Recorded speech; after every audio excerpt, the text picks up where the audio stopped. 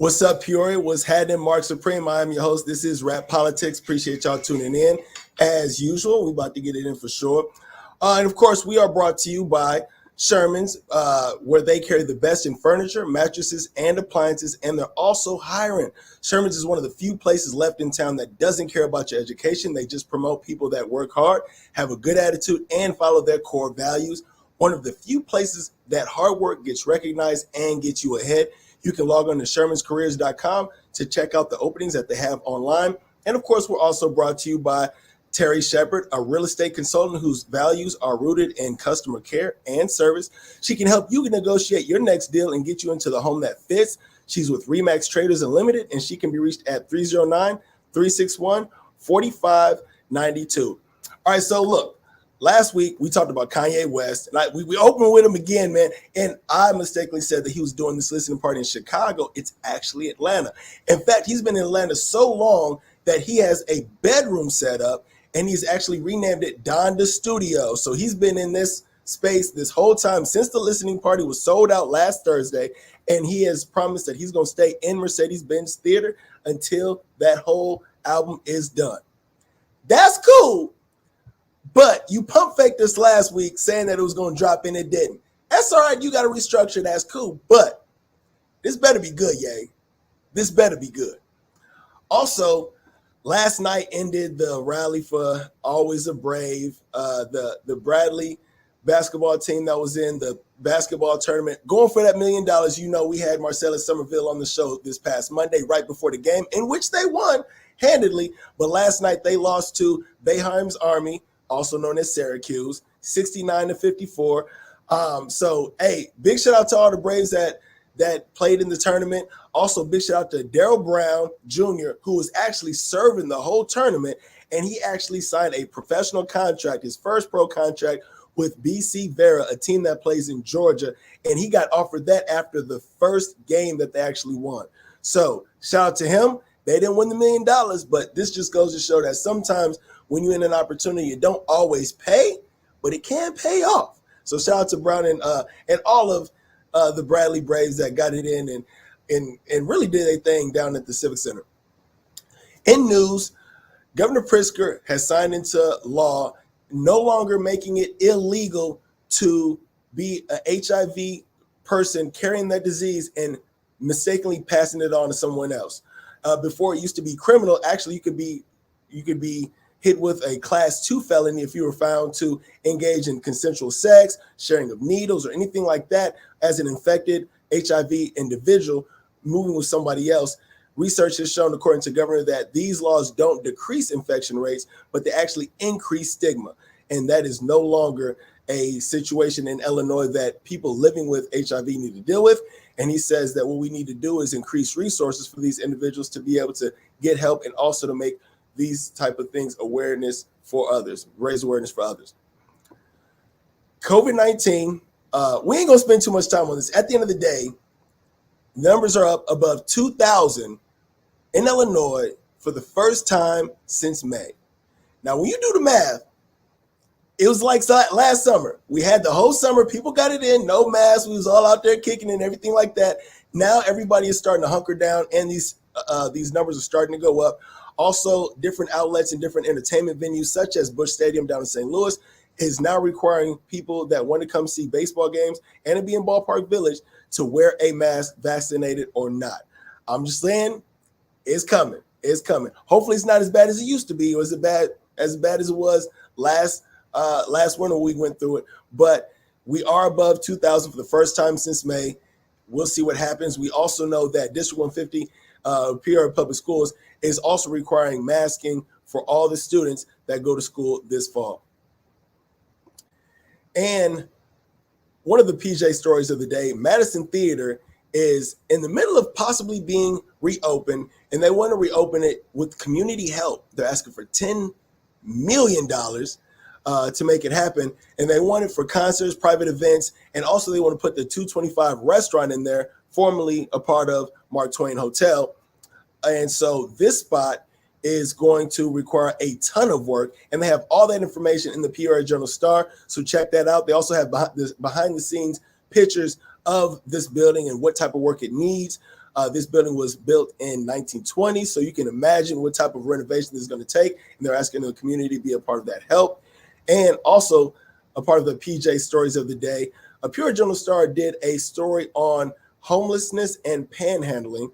And for the first hand of what it's like to be homeless and having to ask for money in the streets of Peoria and what local officials want to do about it. So you can check that out and more in the Peoria Journal-Star.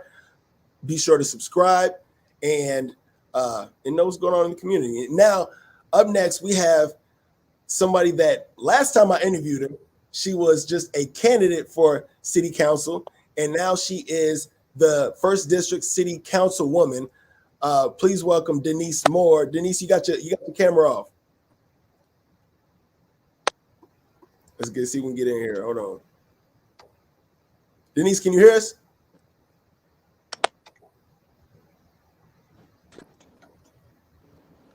Denise, are you there? There we go. Yes, Denise Jackson. Yes. There's a little bit of static, Marcus, but I am.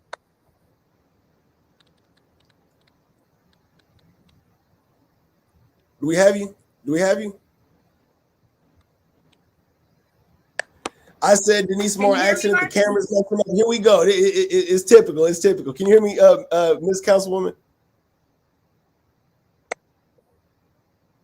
Now, if you're watching this while we get the camera situated, of course, we did sound check ahead of this. And of course, when you go live is when the problem's going to arise. Can you hear me, Ms. Jackson? But I'm just trying to a good connection.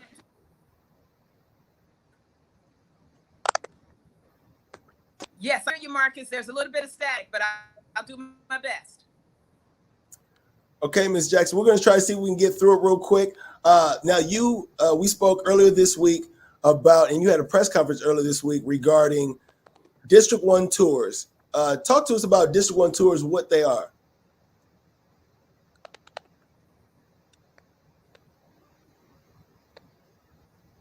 What we want to do, as you all have probably heard, President Biden is planning to roll out his infrastructure bill sometime between now and I would assume maybe September, November.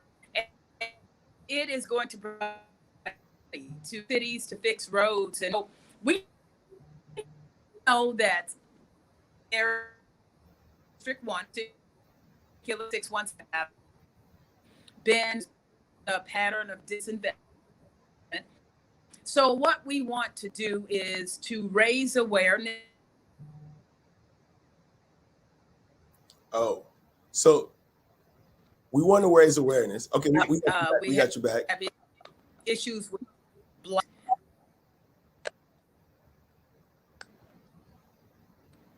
And inviting people to come down and take tours of District Wing August the 7th,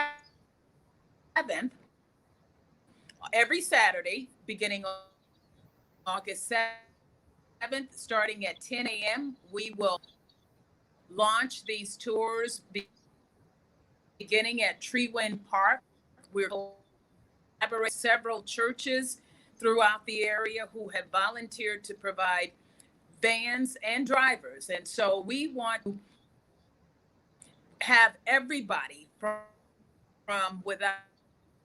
throughout the city, as well as district, come down, take a look, and get a first-hand feel for some of the issues we have, and possibly some of the poverty folks deal with on a day-to-day basis. So we want to raise in hopes that we will some concern, hopes of getting some of this money funneled into the 1st District to fix problems we got.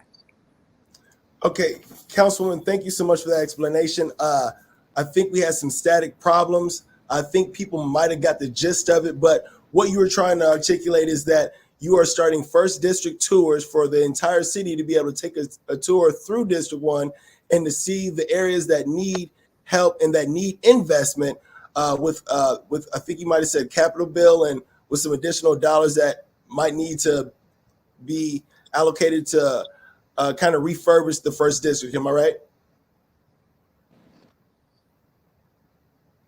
That's right. Dollars that are coming down the pipeline, millions, trillions of dollars. And we want some of that money funneled into 61605 in the first district. As you know, 61605 has been designated as among the poorest zip codes in the United States. So we want to try to reverse that. So we want people to come down, take a look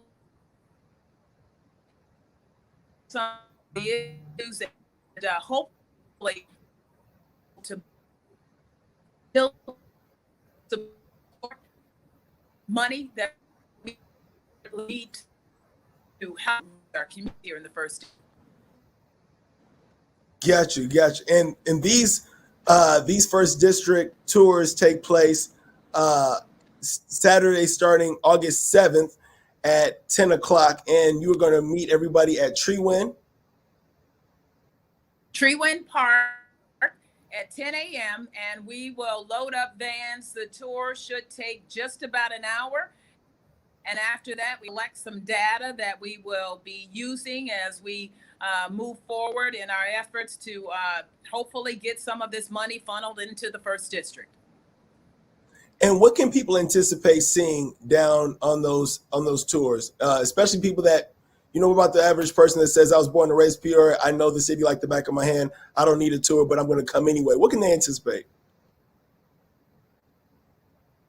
Well, we will go down Howett Street. Howett Street is one of the worst looking streets in terms of crumbling, deteriorating roads. We will drive past McKinley School, which has been closed probably at least 40 years now.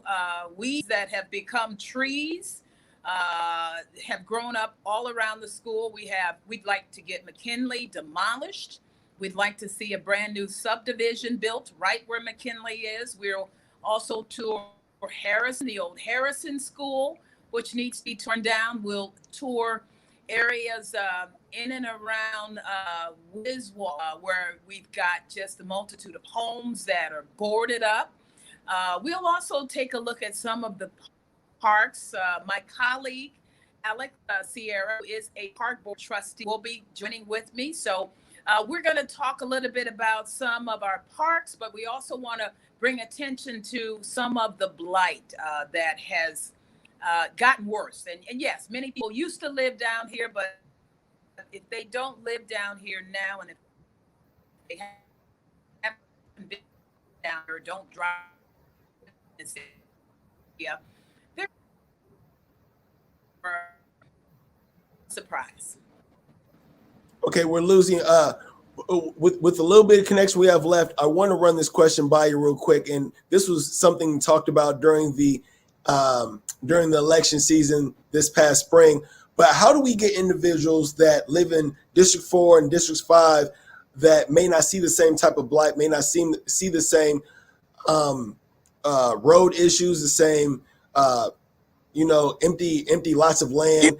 How do we get them to be a part of what is going on in District 1 and to care about what's going on with District 1? Well, there is a study out of Washington, D.C., the Economic Investment Group, and this has been going on for a number of years now. But this study shows that as distressed communities continue to be distressed and there's no money put in redeveloping those communities, the effect is it tends to bring the entire city down. So we as a city are only as strong as our weakest link. And part of my district down here in District 1 also includes downtown Peoria. We're also trying to revitalize that, and we're happy with the OSF modeling building down there that will become its headquarters. But downtown Peoria also has some of the worst roads in the city.